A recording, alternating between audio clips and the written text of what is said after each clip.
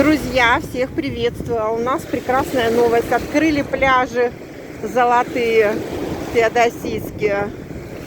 Можно купаться. Экологическая обстановка нормализовалась. Но галечные пляжи туда от Байбуги до Морпорта еще закрыты. Там еще вода не очень благоприятная.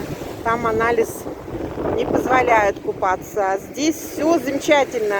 Сегодня у нас 10 до 20 на часах, водичка 26, воздух 26, небо облачками легкими затянуто, поэтому не жарко, красота. Всем хороших выходных!